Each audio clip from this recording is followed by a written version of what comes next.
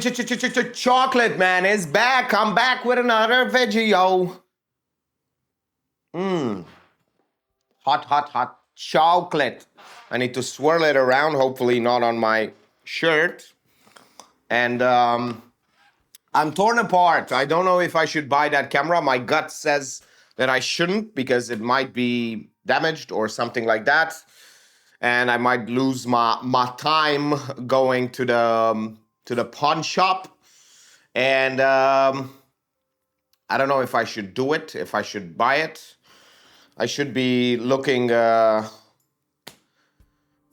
just not expecting much, but yeah, in pawn shops sometimes you can get scammed, and I might as well. Like, I would want to test everything and see if it works. And hopefully, if it works, I can buy it. But it's probably already sold because it had a good price. It had like 500 views. So yeah, usually things sell very, very fast.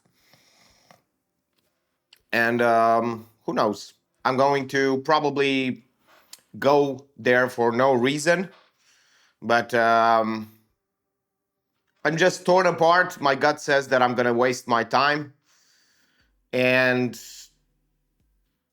I don't know if I should do it. I'm debating it in my mind. I've already found a lens as well. Not for that camera, but for another camera that I can profit, but it's like $20 profit. Like, why would I do that to myself? So yeah, sometimes you can't find the right things. And that's what I'm trying to find.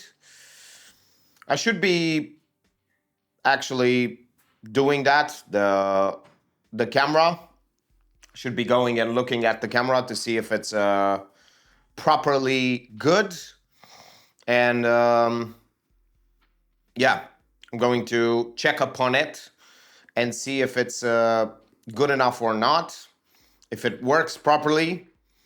And if I can sell it for a profit, it's within the margin, 20 to 25. It's actually 25% profit. So that's awesome. I'm going to get the same profit that a bit more profit than I got on the camera that I just sold yesterday. So that means I'm basically getting 50% on my money because I sold that one for 25% profit. I'm going to sell this one, for 22%, this one for 25. So I'm actually getting 50% of my money back. 50% of my money back. So that's amazing to spend. Well, it's more than 50%. So math. I don't know how it works. I'm an artist. I'm a profiteer. You're going to find out if I bought it or not in just a few seconds, but I'm probably I can't help it. I can't help it, man. I can't help it, man. Another beautiful day is over. I didn't buy the camera because it was already sold, but I visited my mom. I ate twice at her place. Yum, yum, yum, yum. I'm getting fat. And I was talking to a friend of mine who's the friend is going on a cruise ship.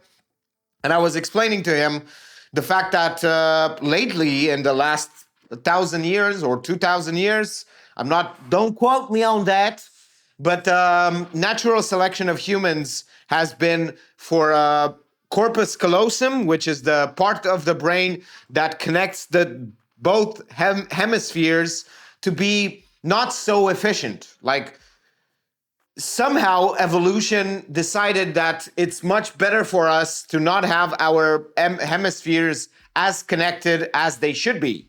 So yeah, just nature seems to really appreciate if the two parts of our brains are not really communicating properly. So that's interesting. And I was telling him the fact that sometimes some parts of our brains that are not really connected at all with the logic part of our brain, they decide to do something. They have an input and an output, and then we rationalize backwards. And it's weird because you get a stimuli, you do an action, and then after the stimuli and after the action, you rationalize and give basically an explanation for what you did to make sense of the illogical behavior that you had. So it's super nice to see that. And I've been playing around with these ideas in my mind and trying to see how I can fit it, because I don't like to carry around ideas that are interesting. This is a very, very interesting idea.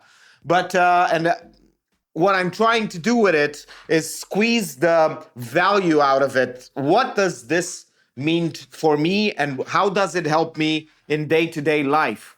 And because I did work with other ideas that were super interesting, and they turned out to change my life. Like, for instance, I had an idea that if you learn a skill every 3 to 6 months, a new skill that is a little bit high paying, adjacent to the thing that you're already doing, like follow your passion a little bit. But I had this idea where if I learn a skill every 3 to 6 months, I would get to not have to get a job anymore.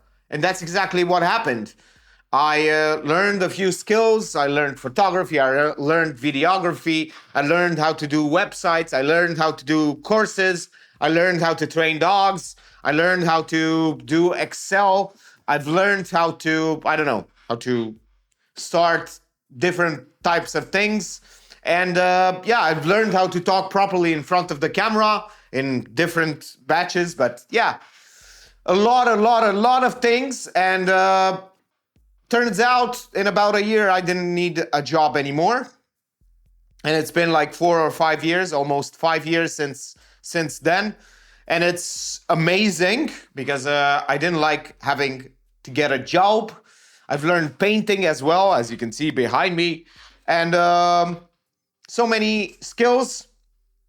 And that was an idea, but it started with an action. Like, I was thinking that was plausible, and I do have other ideas like that. Like, for instance, right now I have an idea that you are what you practice, and another idea that is basically already solved and already proven, which is momentum. Like, I've talked so many times about this, but if you chunk your work down and your things, and you do it so many times, like hundreds of times, it becomes part of you, so you don't have to motivate yourself anymore. So because I started to use this because I didn't have enough motivation, I didn't have enough inspiration, I didn't work as much as I wanted.